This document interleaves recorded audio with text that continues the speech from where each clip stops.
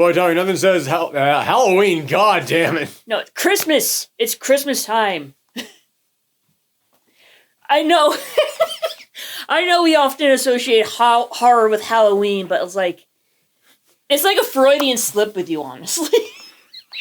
Take 5 of me referring to this as Black Halloween and not Black Christmas. Hey, everyone! Can you tell we haven't done these reviews since Halloween? It's me, Aaron. I'm Michelle. And this is our month-long look at Christmas-themed horror films. Yeah, finally got it. And nothing says Christmas horror movies quite like a bunch of Canadians pretending to be American. Hey, so we were talking about Black Christmas. This, I believe, is the earliest Christmas-themed horror film. It's the first one that I know of. It's also one of the first slasher films, because most people think that Halloween was the first slasher film. It's not, it's just the one that made the genre blow up. But this one came out several years before Halloween. So I find it funny how, like, the horror movies that, like, paved the way actually are taking place during holidays. Fair enough. This film is about a group of sorority girls who have been getting these obscene phone calls. And they are... they're hard to sit through. Yeah, they are. And honestly, the fact that they were able to sit through was pretty impressive. Like, it's not even bad in terms of, like, specifically the things they say. It just sounds like somebody swallowed a lawnmower and the inside of their mouth is just being ripped apart. Like they got bit by a werewolf Tasmanian devil, and they're just slowly starting to transform. It is so hard to make out anything they're saying because it's just the most unpleasant sounds that are coming out of this person's mouth. And they're trying to figure out who this voice belongs to, and early on in this film, like as soon as the movie begins, one of the sorority sisters goes upstairs and gets attacked. She has a bag put over her head, she suffocates, and she's dragged into the attic, and she's put into a rocking chair in the attic, and she just sits there throughout the entire film. Mm-hmm. And then as the movie goes on, her father comes along, and he's wondering where she went, and everybody realizes, oh yeah, I haven't seen her since that party that we had. Yeah, it's been a minute since we've seen her. And we should point this out right now.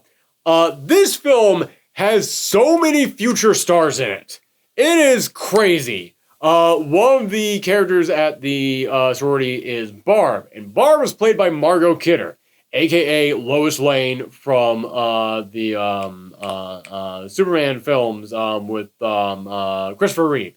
The Christopher Reeve Superman films. But her main girl is Olivia Hussey. Her character's name is Jess. Her boyfriend is Peter. Peter is played by Keir Dullea. I have no idea how to pronounce the name. He would go on to be the protagonist of 2001: A Space Odyssey. He's Hal from I'm Afraid I Can't Do That, Hal. The detective she ends up going to as the film goes on is played by John Saxon, who would play the father and detective in the Nightmare on Elm Street franchise. This film was directed by the same guy who did A Christmas Story. What's crazy that he got to do that. But yeah, this film is loaded with so many future stars. So, the film goes on, they start to realize, oh yeah, we haven't really seen Barb in a while. But as this is going on, Jess is confronting her boyfriend, Peter. And Peter is a pianist, and she meets him. No, it's not Barbara that gets killed off. It's I didn't say Barb. Oh, did I say Barb got killed? Yeah, I think you did. My mistake. Barb is not the one who gets killed off, but Barb is played by Margot Kidder. I don't remember the name of the person who got killed off, but as everybody is searching for this kid. Was it Phil? I see like the... No, Phil was the lady with the big curly hair. Oh, okay, Which she would go on to be one of the starting cast members of SCTV, which was Canada's version of Saturday Night Live. So yeah, again, tons of future stars. Barb, by the way... Oh, I think it was Claire, wasn't it? Does not matter at all. Please stop.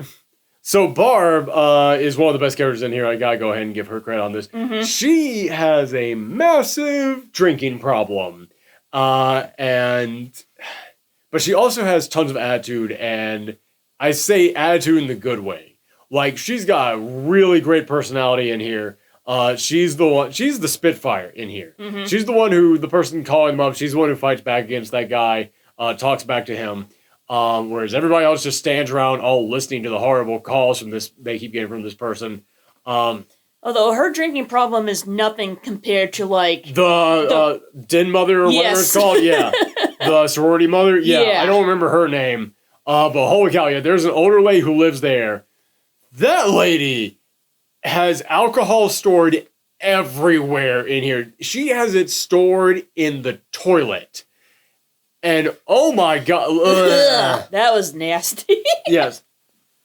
And the weird part is, you're over 21, lady. You don't need to hide this. And you're hiding it so that all the sorority girls don't find this. I got news for you. They're gonna find it. Barb's presence in here alone lets you know people have been finding your booze. Just tell everybody, hey, I've got booze. I'm hiding. I'm putting it in my special little fridge. Don't touch it. Maybe it's like their version of an Easter egg hunt. We'll go with that. So anyway, Jess has to go, and now to get incredibly serious, Jess has to go and talk to her boyfriend Peter. Peter is a pianist, and he's getting ready for a big recital that he has. And she tells him that she is pregnant, and she doesn't want the baby, so she is going to get an abortion. This was done 1 year after Roe v. Wade, which that was the decision in America. I don't know abortion laws in Canada, but again, this is, even though this is very clearly made in Canada, it's supposed to be set in America. Like, there's a little American flag on the police chief's desk. So I was like, all right, you're trying to let us know this is set in America. That's not going to make me forget that you're pronouncing a boot. This is, yeah. And saying sorry all the time. Yeah, the moment someone says sorry, it's like, all right, dude, come on, just admit it. Just admit, like, there are some Canadian horror films where they can hide that. This one can't hide it. Everyone has super thick Canadian accents. And I'll just say this right now. Just set this thing in Canada. I do not understand why this thing is not just set in Canada. It drives me nuts. Because, like, there are some films where, like, there are some films where, yeah, the setting being made in America, you're tying into, like, you know, political stuff going on in America and such. Like, okay, I can understand why you would want to set here. There is literally no reason why this has to be set in America. It's very weird to me. But so she tells Peter that she's going to get an abortion. Peter is not okay with that. No. He is very controlling and he has a plan for their life. Yes.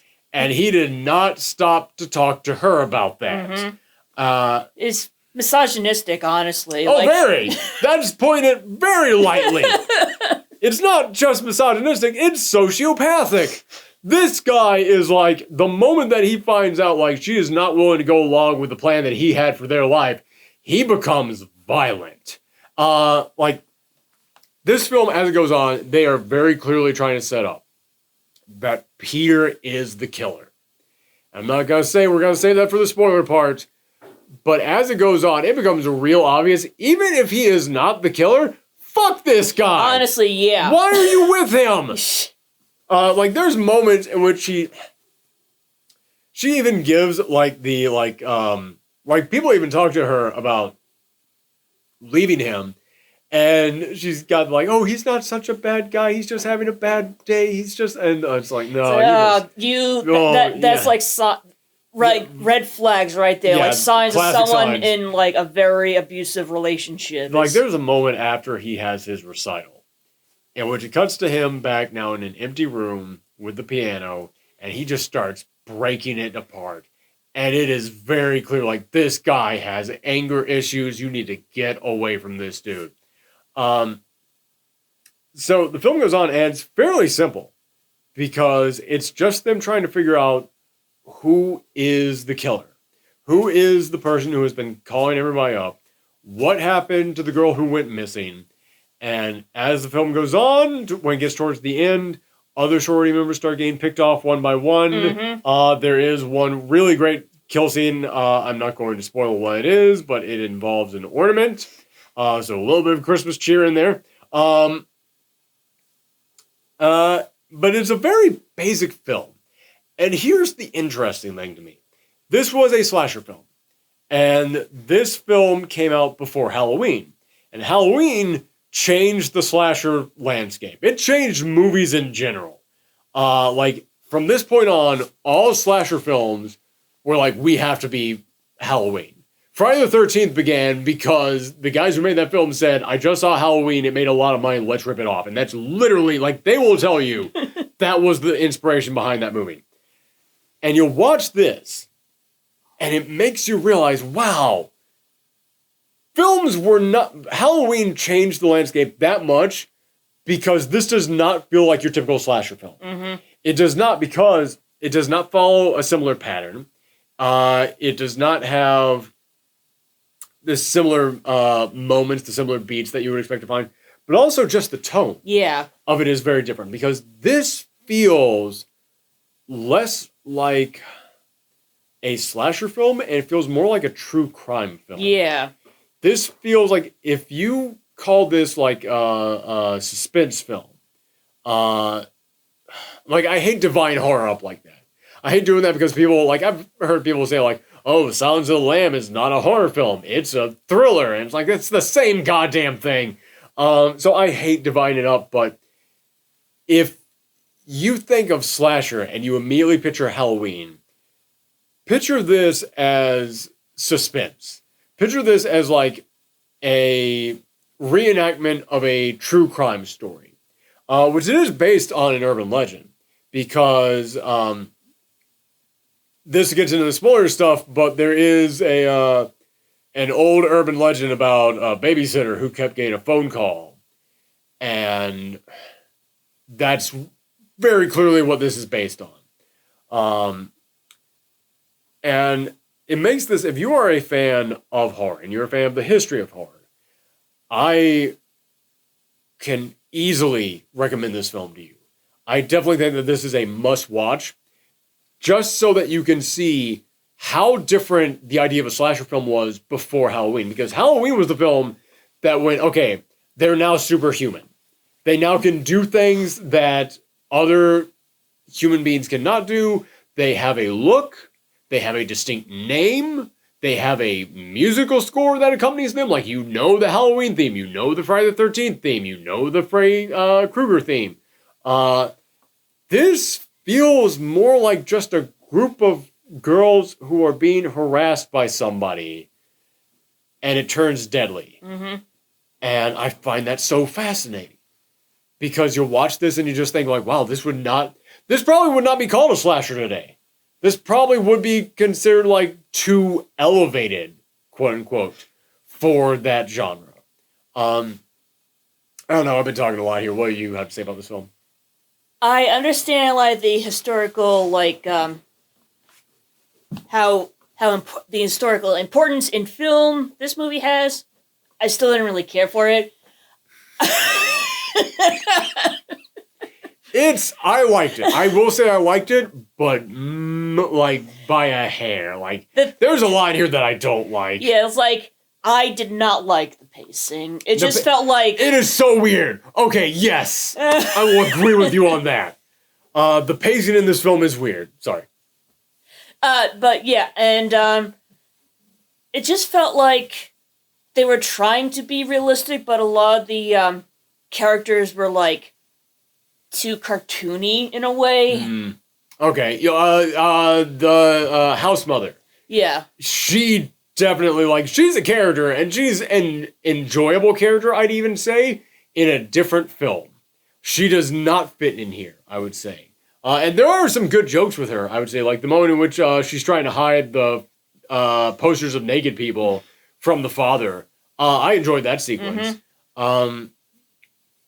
But yeah, she definitely feels like out of place. I think that if you want comic relief, I think Barb handles that pretty well. Yeah. Barb does some really good stuff. But then they come around at the end and they're just like, Barb, we need to talk about your drinking problems. Like, oh, that's the tone you were going with this? I thought she was like fun drunk. I didn't think she was like problematic drunk. This film, the humor, I think, does not fit in here, honestly. I think they should have gone more straight with this.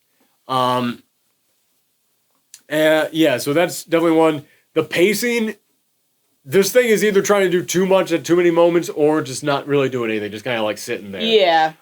Yeah, and then there'll be like important information that just like gets skimmed over. Like at the end of this film, Jess has to try and run out of the house, but they can't open the door. And I was like, what house locks itself from the outside? There is a moment early on in here where the house mother can't get inside and he goes, we need to call somebody to fix this door. And I was like, we need more than just that if it's going to be that important at the end of this film. Yeah, and I honestly, this is the other thing. I really did not like, this is going to be a weird thing to say. I did not like the killer in here from the phone calls, because I know people are going to say, well, the phone calls are supposed to be disturbing. They are. It's just garbled mess. It is just it's just nothing. Like, here's the thing, and I understand that somebody in real life, if they're trying to make abusive phone calls like that, they would do something like that. I understand that. But we're watching a movie, I have to be able to sit in the theater and be like, okay, dude, you are grating my ears with this. Yes, and the fact that like nothing on screen is really happening is You're just sitting there listening yes, to this. Like the camera just like pans over to like all the girls' expressions while they're all listening to this nonsense on the phone. It's like, okay, we get it. Can we? I can't even make out what he's saying half the time. And that's another reason why I say this feels less like a slasher film and more like a true crime film. Mm-hmm. Because those phone calls, I think, are an excellent example of that. Because if you were making a movie with a character who you needed to, like, sell that character, sell it in the way that, you know, you sell, like, a face, like Jason Voorhees, Michael Myers, blah, blah, blah, blah, blah, you would try to make those phone calls memorable. But a lot of people who get abusive phone calls do get stuff like that. So they definitely were going for realism at that moment. And again, it's very fascinating thinking of how this is what slasher films were like before Halloween. It's like, okay, somebody is chasing you with a knife. We know what that's like because we've heard stories about it. Sorry. Also, I'm trying to think, Texas Chainsaw Massacre came out before Halloween. I'm trying to figure out if Texas Chainsaw Massacre which one came out first, this one or this one? I will look that up. Talk more about the movie while I vamp. I don't know if I can really talk much more without going into spoilers, because like I said, like, not much really happens. I mean, I guess we do... How'd you feel about the characters? How'd you feel about Jess?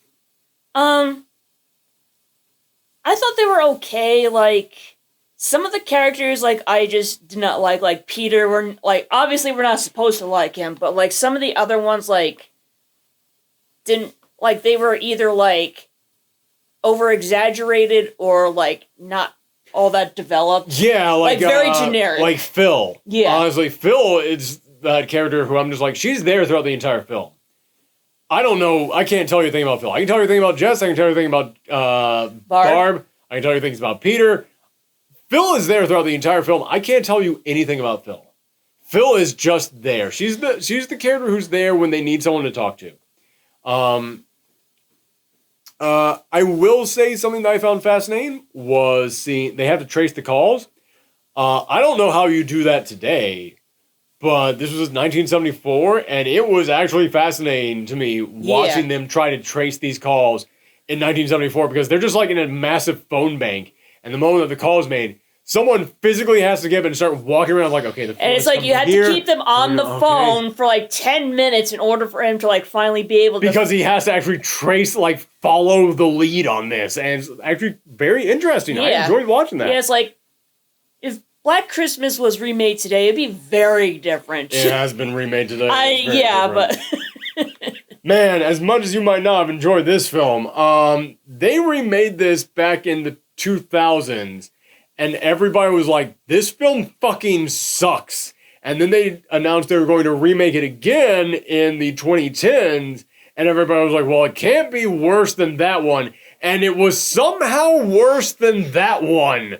This franchise, I want to see them remake it again just to see if they can top the previous two horrible attempts. Just make it even worse. Just make it AI. Oh, that would do it. Yeah, that would definitely do it. Yeah,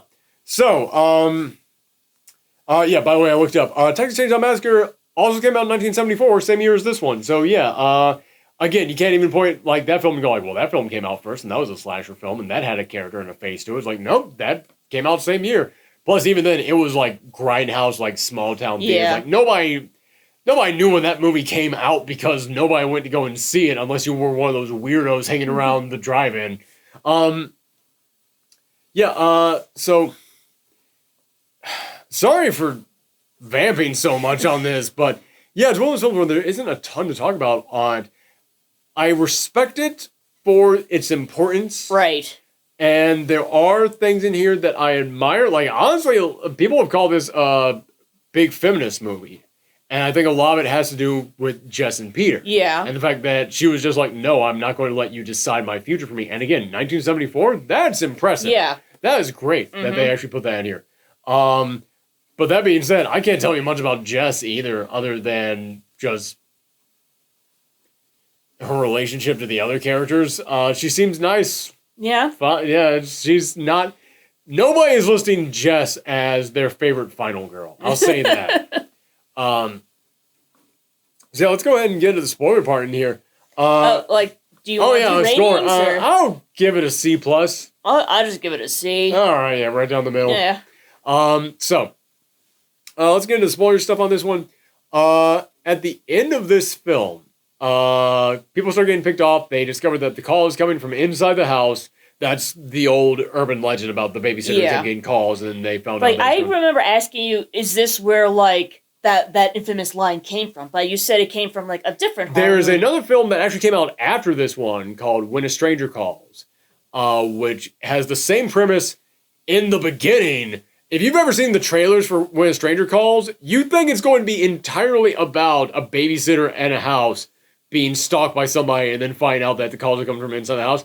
I watched that film over Halloween. That's the first 10 minutes of the movie. Like, I'm sorry, what? But yeah, that, when you hear the line, the call is coming from inside the house, that comes from that movie. But that movie and this one were both based on the urban legend of the babysitter at home getting phone calls. Phone calls are coming from inside the house. Which originally, we've been speaking about Halloween, originally Halloween was going to be called The Babysitter Murders because it was going to be based on that urban legend as well. That must have been a really popular urban legend. It was, yeah. Yeah. Listen, man, the internet was not a thing back then. They didn't have, like, Slender Man and SCP and all that, like, the viral horror. So if there was a story that people told that went across the entire country, you better believe people were like, we're going to make that into a movie.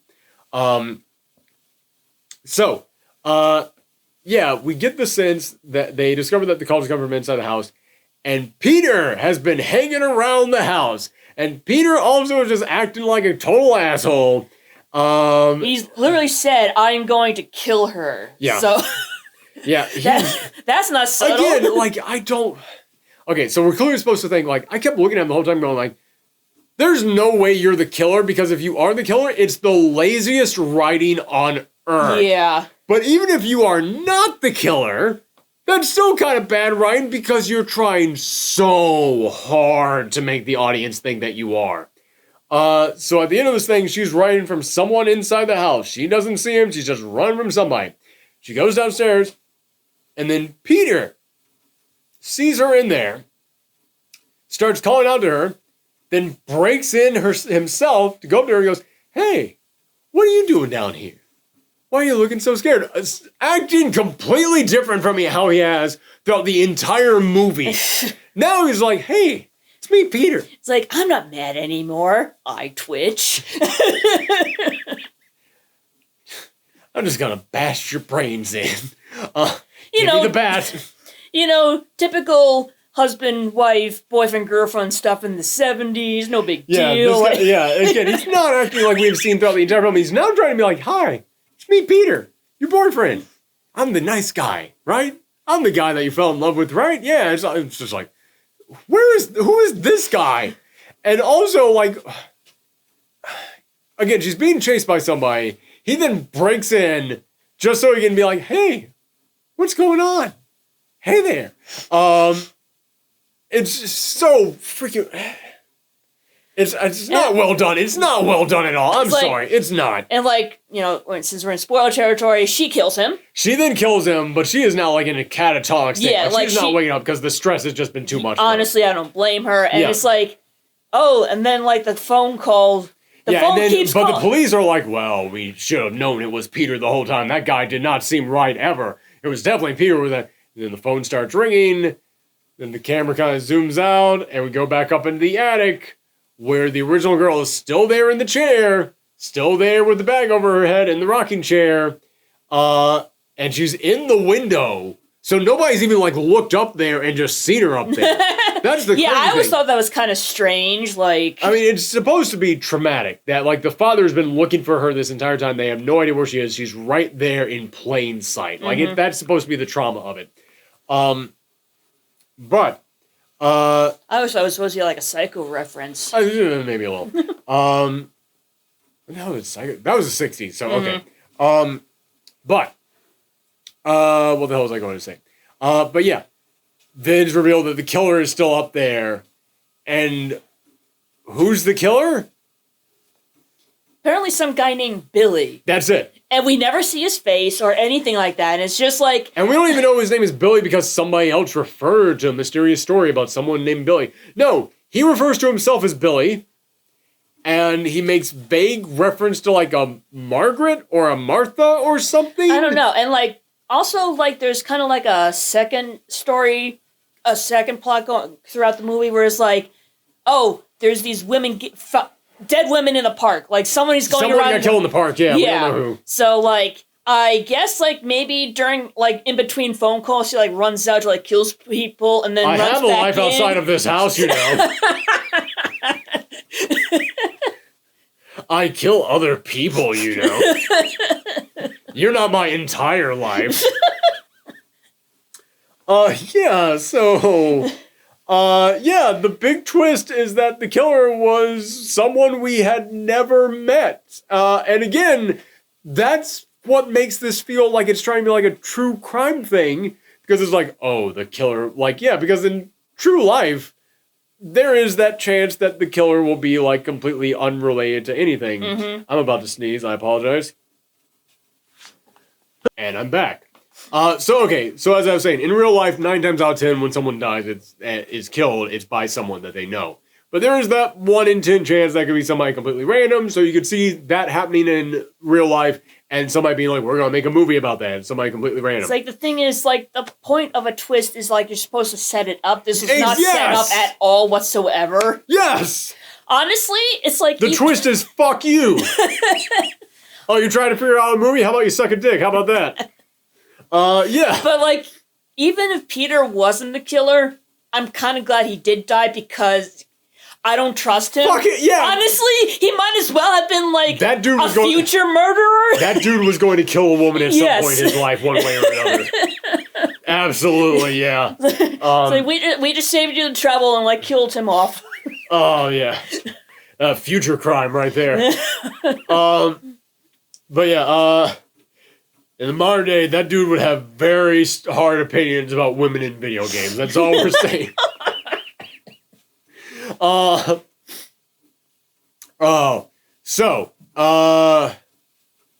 Yeah, you're right. The twist is I get the point of the twist is that, okay, sometimes there's just chaos in the world. Sometimes there's just a random killer out there, and that's the true horror that you might never know.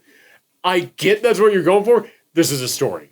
This is a story, and I know that we've been referencing Halloween this entire time, and Halloween, what's her face? Jamie Lee Curtis, she has no idea who Michael Myers is. That's not related to her in any way at all. But the film sets up who Michael Myers is. It's not a twist at the end that was Michael Myers the entire time. They set him up. That's the entire point of that film is, random killer comes to town and just kills indiscriminately. This film, it's a twist. That's what it is. The twist at the end is that, no, you're not supposed to know who this is. All right. Thank you for coming to No Moral Theater. Yeah, I got nothing from that one. Yeah, it's just Like, I seriously was so flabbergasted by it at the end. I was just like, wait, are we doing this? What? No. What? Yeah, it's weird. And I know some people are gonna love it, but again, it's just the fact, and I have to come back to this. I get what the point of that is, and I get why it would be effective. I didn't care for it. Yeah. I'm not judging anybody out there who does like it. But yeah, it didn't really work for me. But yeah, again, it's one of those things that makes it feel like this is like a true crime thing. Of like, no, the true crime was that there was just a killer in the attic the whole time. And that was the moral of the story. Not the moral, but like that was The main story plot. that was the tell that we were telling. Yeah, it's a very weird situation. Looking at it as like a film, I guess. Yeah, so I appreciate this for what it is, and I do think it is worth watching for the historical purpose of it. But yeah, it's not really an enjoyable film. I'm not gonna try and say that. I didn't like it at all. Yeah, I didn't really care for it either. Yeah. But there you go. Black Christmas. It is one that has been on my bucket list for a long time. I'm glad that I finally marked off. But next week, we're going to be back with one of my personal favorites. And one of our personal favorites. Yes, Gremlins. Yes, that is one of the most Christmassy horror films ever, I think. All right, come back for that, everybody. Bye. Bye.